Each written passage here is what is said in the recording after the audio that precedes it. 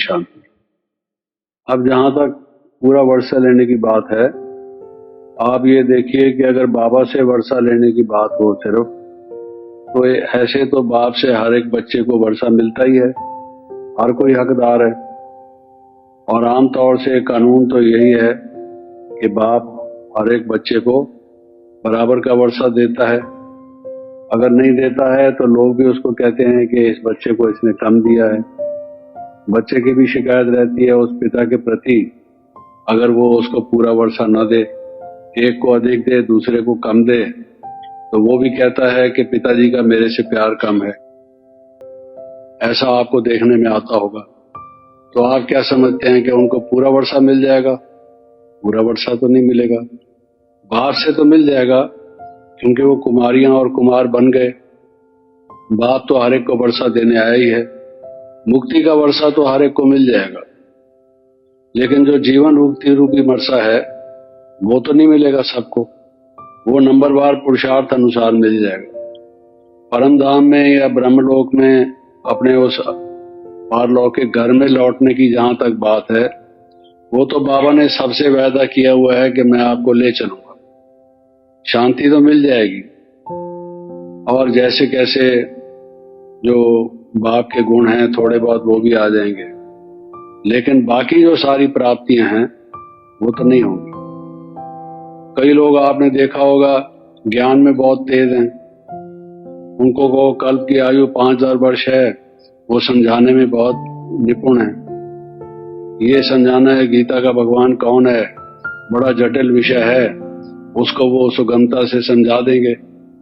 कोई वाणी में से प्रश्न पूछो, उत्तर ठीक दे देंगे। भाषण करना हो बड़ा अच्छा करेंगे, लेकिन सहनशीलता नहीं है, सेंसिटिव है, थोड़ी थोड़ी बात में महसूस कर जाते हैं, रो पड़ते हैं, आपने देखा होगा। तो आपको आश्चर्य होता होगा कि अभी तो इस बहन ने सहनशीलता पर अच्छा भाषण किया था, और इसमें स्वयं तो सहनशीलता है नहीं। तो आपने देखा होगा कि वो भाषण करने में तो प्रवीण है, लेकिन वो गुण तो धारण हुआ नहीं। और दूसरों को कहेंगे सब सेवा करनी चाहिए, सेवा तो एक समान है, मार्क्स एक जैसे मिलते हैं। अगर उनको कहो कि आज आप जरा झाड़ू लगा दो और कोई नहीं है, तो समझेंगे मैं तो भाषण करने वाली बहन हूँ, सीनियर बहन हूँ, मैं क्यों झाड़ू लगा दूं, झाड़ू कोई दूसरा लगाए। अगर सब सेवा एक समान है और हमने तन मन धन से सेवा करनी है, और हमको ये बताया जाता है कि साकार रूप में बाबा इतने वृद्ध होने के बावजूद भी वो शारीरिक रूप से भी सेवा करते थे, और ये कहते थे कि मेरा तन भी सफल हो, ये भी सेवा में लगे, हड्डी हड्डी लगे, दधीची ऋषि के समान। और ये तो कुछ स्थूल काम तो करने को तैयार नहीं है, ये समझती है कि ये घटिया काम है, और केवल भाषण करना, SML कोर्स कराना, या योग शिविर कराना, या शिवरात्रि, जन्माष्टमी, रक्षाबंधन पर लेक्चर झाड़ देना, यही एक बहुत बड़ी सेवा है। कोई VIP आया उसको प्रदर्शनी दिखा देना, तो इसका भाव कुछ और है, तो वो धारण तो हुआ नहीं उसको। तो इसका मतलब क्या हुआ कि इसको भी पूरा वर्षा मिलेगा नहीं। तो आप समझ रहे हैं ना इस बात को, वर्षा पूरा किसको मिलेगा? जो तीनों से पूरा वर्षा लेगा। अब तीनों से पूरा वर्षा किसको मिलेगा, ये समझने की जरूरत है। लेकिन पहले तो एक महत्वपूर्ण बात बुद्धि में अच्छी तरह से बिठा दीजिए कि सिर्फ बाप से वर्षा नहीं मिलेगा, बल्कि टीचर और सदगुरु से भी मिलेगा। इस पॉइंट को मिस नहीं करना। अगर इस पॉइंट को मिस किया तो नुकसान हो जाएगा। दूसरी बात यह है कि केवल बाप से नहीं मिलेगा, बाप दादा से मिलेगा। बाबा आमतौर से मुरली में कहते हैं कि ब्रह्मा बाबा से आपको क्या मिलेगा, इसके पास है ही क्या, मैं क्या दूंगा आप बच्चों को, मुझे खुद ही शिव बाबा दे रहा है। तो बाबा तो अपने आप को गुप्त रखते हैं, छिपाते हैं। कभी भी बाबा अपनी महिमा तो करते नहीं, अपनी प्रत्यक्षता तो करते नहीं, और हमेशा शिव बाबा के गुण गाते हैं कि बच्चे योग उससे लगाओ, मुझे क्यों याद करते हो, मैं तो देहधारी हूं, मैं तो आपकी तरह से एक मनुष्य हूं, ऐसा कहते। लेकिन कुछ वर्षा ऐसा है जो ब्रह्मा बाबा से मिलेगा। बाबा तो वो भी है ना, शिव बाबा भी बाबा है, ब्रह्मा बाबा भी बाबा है, तो बाप और दादा है, दादे से भी वर्षा मिलेगा, बाबा से भी वर्षा मिलेगा। तो ये बात भी मत भूलना, ये न सोच लेना कि शिव बाबा से तो मेरा कनेक्शन है, ब्रह्मा बाबा से क्या है, वो भी तो एक मनुष्य था। ठीक है, उसने अच्छा पुरुषार्थ कर लिया, वो नंबर 1 में चला गया, लेकिन परमात्मा तो एक शिव ही है। परमात्मा एक शिव जरूर है, लेकिन क्या सारे कल्प में कोई और ऐसी आत्मा मनुष्य सृष्टि में है जो इतना समय तक अव्यक्त धाम में बाबा के अंग संग रहे? ये कम बात है। शिव बाबा जिसको अपने साथ रखे, हम लोग शिव बाबा को यहाँ याद करते हैं और शिव बाबा उस ब्रह्मा बाबा को अपने साथ ही रखा हुआ है अव्यक्त धाम में।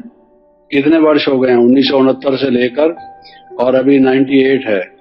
कितने वर्ष शिव बाबा के अंग संग कोई रहे, ये छोटी बात है। कौन किसको साथ रखता है? अगर कोई किसी को पसंद ना हो, किसी में कोई विशेषता और गुण ना हो या कुछ अच्छे लक्षण ना हो, तो क्यों रखेगा? और वो भी शिव बाबा जो संपूर्णता चाहता है, जो परफेक्ट है, वो उसको ही तो रखेगा जिसमें कुछ ऐसी सुगंधी होगी, जिसमें कुछ ऐसे गुण होंगे, ऐसे कर्तव्य होंगे, वो ऐसी विशेष आत्मा होगी। सारी आत्माओं में से एक ही आत्मा ऐसी है।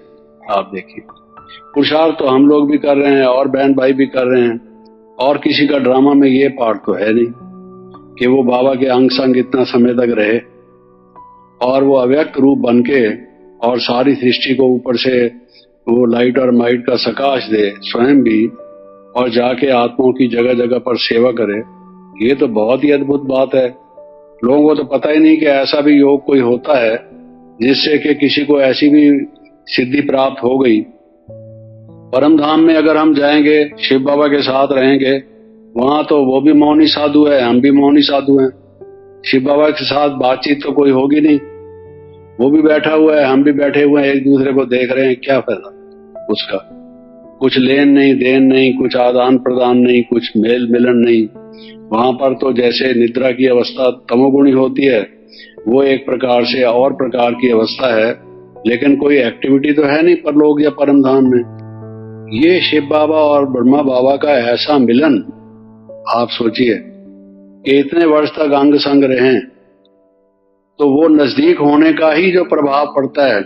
शिव बाबा जो ऑलमाइटी है, सर्वशक्तिमान है, जो पूर्ण प्रकाश रूप है, संपूर्ण है, परफेक्ट है, इस देह के लिमिटेशन से और अपने कर्मों और संस्कारों के लिमिटेशन से निकलकर, इस संसारिक झंझट और वातावरण से निकलकर अव्यक्त लाइट का रूप धारण करके, शरीर धारण करके, उस शिव बाबा के साथ जो रहेगा, उसको शिव बाबा का भी जो सकाश मिलेगा, प्रकाश मिलेगा, लाइट मिलेगी, माइट मिलेगी। शिव बाबा क्या करता है, कैसे करता है, क्यों करता है, बातचीत होती होगी, देखते होंगे, मिलते होंगे, ये कम बात है। तो वो ब्रह्मा बाबा तो यही कहते हैं, ये तो किसी काम का नहीं, ये तो गांव का छोड़ा था। ये तो बाबा हमेशा, आपने देखा होगा, हमने बाबा को कहा कि आपकी जीवन कहानी लिखने के लिए लोग कहते हैं, क्योंकि कुछ एक हंगामा हुआ, लोगों ने ब्रह्मा बाबा के बारे में गलत बातें फैलानी शुरू कर दी। किसी ने कहा कि इनकी साइकिल की दुकान थी, ब्रह्मा बाबा की साइकिल की दुकान थी। ये आर्य समाजों ने एक किताब छापी कि ब्रह्मा बाबा, जिसको ये कहते हैं दादा लेखराज, और साइकिल की भी कोई नए साइकिलों की नहीं, साइकिल रिपेयर की, पंक्चर लगाने की। आप बताइए, होता है ना, साइकिल को पंक्चर लगाया जाता है, किसी का पहिया टेढ़ा हो जाए सीधा कर दिया जाता है, बाहर एक वो ट्यूब लटका के रख देते हैं, या भाई ये साइकिल वाले की दुकान है। तो ब्रह्मा बाबा जिसको ये कहते हैं, उनकी एक साइकिल की दुकान थी, और बहुत सी फालतू बातें लिखी हुई, इसमें मैं जिक्र नहीं करना चाहता। तो बहुत मुखालफत की लोगों ने, आप तो कुछ और कहते हैं, लोग कुछ और कहते हैं। और आर्य समाज इतनी बड़ी संस्था है, उनके प्रमुख लोग और विशेष लोग अगर ये ऐसा कहें, हम लोग तो छोटे छोटे, हमारा कोई मान मर्तबा तो है नहीं, कोई पोजीशन तो है नहीं। उनमें से कोई MP, कोई बड़ा बिजनेसमैन, कोई पढ़ा लिखा, कोई पंडित, कोई विद्वान अगर ये बातें कहे, तो छोटे मुंह बड़ी बात, हमारी कौन सुनेगा? तो लोग कहते थे, आप तो कुछ गलत बात बताते हैं, जो दादा लेखराज हैं उनके बारे में तो ये आर्य समाज ने ये लिखा हुआ है, हम कहते थे ये गलत है। तो वो कहते थे, अच्छा अगर ये गलत है तो ठीक क्या है, वो बताओ, आप ठीक भी तो बताओ। हम उनको बताते थे, कहते थे फिर आप ये प्रिंट क्यों नहीं कराते, जैसे उन्होंने छपवाया हुआ है आप भी छपवाओ, जिसका कोई दूसरा विचार होगा वो बताएगा, सामने आएगा आपके। तो हमने बाबा को कहा कि ऐसे कहते हैं लोग और हम सोचते हैं कि जीवन कहानियां लिखें आपकी ताकि सेवा हो जाए। तो बाबा ने कहा कि इसकी जीवन कहानी लिखने से क्या फायदा, बच्चे ये तो किसी काम का नहीं है, इससे आपको क्या प्राप्ति होगी, इसके जीवन कहानी की बात नहीं, शिव बाबा की महिमा लिखो।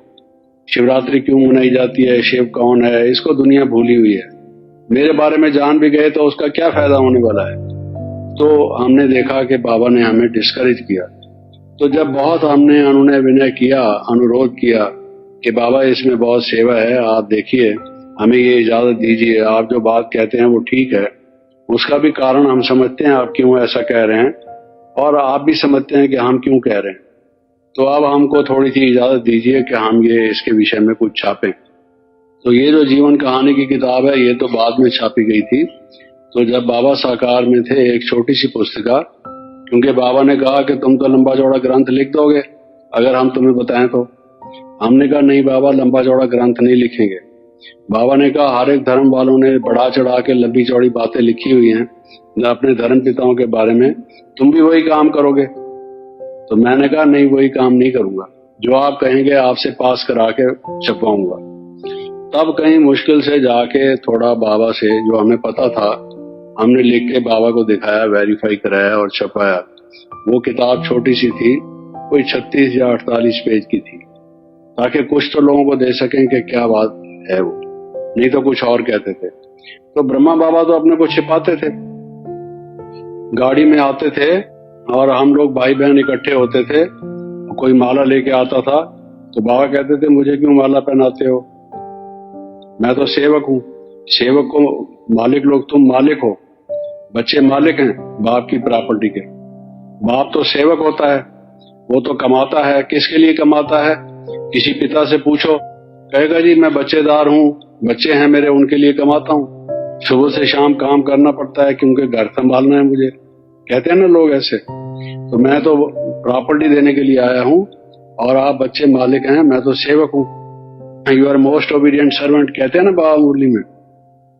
तो मुझे माला नहीं पहनाओ, ये माला पहनाया जाता है जो संपूर्ण पवित्र हो, एकदम जिसकी स्थिति देवी देवताओं को पहनाया जाता है, मैं कोई देवी देवता थोड़ी हूँ।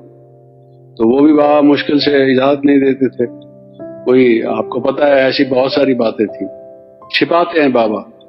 लेकिन आप लोग अब तो समझ गए होंगे कि ब्रह्मा बाबा क्या है। अगर ये मालूम नहीं है तो आपको ब्रह्मा कुमारी कहलाने का कुछ वो नशा भी आएगा नहीं, वो कुमारी नहीं चढ़ेगी कि किसकी बच्ची है आप। अगर आपको ये मालूम होगा जो शिव बाबा के अंग संग रहते हैं और जिन्होंने इतना पुरुषार्थ किया, थोड़े से समय में इतना पद प्राप्त कर लिया, ब्रह्मा वंदे जगत गुरुम शास्त्रों में लिखा हुआ है। ये जगत गुरु तो बाद में हुए जब शंकराचार्य ने आके, अब शंकराचार्य को उपाधि मिली, उससे पहले तो सब शास्त्रों में यही लिखा हुआ है, ब्रह्मा वंदे जगत गुरु। सारे जगत को ज्ञान तो ब्रह्मा से मिलता है, चाहे वो अभी अव्यक्त रूप में मिले चाहे वो साकार रूप में मिले। तो सारे जगत का गुरु कोई है मनुष्य, सारे जगत का जो वंदनीय है गुरु है वो सदगुरु है, शिव बाबा है, लेकिन ब्रह्मा के द्वारा है। अच्छा, शिव बाबा नंबर 1 है, ब्रह्मा भी उसकी बात सुनते सुनते सुनते सुनते सुनते सुनते आखिर बाबा कई दफा ये भी कह देते थे कि कई लोग समझते हैं ब्रह्मा बाबा तो भुट्टू है, शिव बाबा ही सब कुछ सुनाता है, ब्रह्मा बाबा तो भुट्टू है। बच्चे अच्छा मैं भुट्टू भी हूं तो भी शिव बाबा की बात सुनते सुनते जब तुम समझ रहे हो तो क्या मैं नहीं समझ गया, ये भी बाबा कहते थे। जिन्हें हिंदी और संस्कृत भाषा का ज्ञान है वो ये जानते होंगे कि ब्रह्मा बाबा के बहुत से पर्यायवाची नाम हैं, शब्द हैं। ब्रह्मा को भाग्य विधाता कहा जाता है, बिगड़ी को बनाने वाला कहा जाता है, सृष्टि का रचयिता ब्रह्मा बाबा है। अनेक उपाधियां, अनेक नाम ब्रह्मा को दिए जाते हैं। तो जो सृष्टि का रचयिता है, जो भाग्य की रेखा लिखता है हर एक की, लोग कई दफा कहते हैं अरे भाई मैं क्या करूं, मेरी किस्मत ही ऐसी है, जिसने पैदा किया संसार को उसने मेरी हस्तरेखा ही ऐसी बना दी, मैं क्या करूं, मेरे मस्तक पर ही उसने लिख दिया, अब मैं मिटाऊं कैसे उसको। तो ब्रह्मा के लिए हमेशा कहते हैं तो वो ब्रह्मा बाबा कोई कम है जिसके लिए कहा जाता है भाग्य विधाता हैं वो? अगर आप ब्रह्मा बाबा के निकट हैं, आपने उनके मन को जीत लिया है, उनके दिल रूपी तख्त पर आप बैठ गए हैं, ब्रह्मा बाबा को आप प्यारे लगते हैं, आपका बेड़ा पार है, आपकी किस्मत बनी बनाई। कोई भी आपको हिला नहीं सकता, अंगुली भी लगा नहीं सकता, हाथ उठा नहीं सकता। ये कोई कम बात नहीं है। ब्रह्मा बाबा कौन है उसको समझने की कोशिश कीजिए। ये मत समझिए कि भाई वो भी 2 हाथ 2 पांव 2 कान वाले व्यक्ति हैं, हमारी तरह से एक मनुष्य है। मनुष्य मनुष्य में भी अंतर है, कहाँ राजा भोज कहाँ गंगू तेली, बहुत फर्क होता है। तो ब्रह्मा बाबा कहाँ और दूसरे आज के मनुष्य कहाँ, कोई अंतर भी तो समझने की कोशिश करनी चाहिए। तो अगर उस ब्रह्मा बाबा के दिल पर आप नहीं चढ़े, उसके नजदीक आप नहीं आए, मैं ब्रह्मा कुमारी हूं, कभी आपके मन में ऐसा गर्व नहीं हुआ। वो कहते हैं ना, गर्व से बोलो हम भारतवासी हैं, हम भारत देश के वासी हैं। बहुत से लोगों को भारत का ही नहीं महत्व मालूम। बाबा कहते थे कि भारत की महिमा करो, ये भारत कौन सा डावे, हिंदी में बाबा कहते थे। भारत देश जिसका नाम है, ये कोई छोटी बात नहीं है। जहाँ भगवान का अवतरण हुआ, जहाँ ब्रह्मा हुए, जहाँ सरस्वती हुई, जहाँ लक्ष्मी नारायण हुए, ऐसे गिनते जाइए, वर्णन करते जाइए। है कोई ऐसा देश संसार में जहाँ भारत पर ऐसे कुछ जैसे कर्तव्य हुए हों?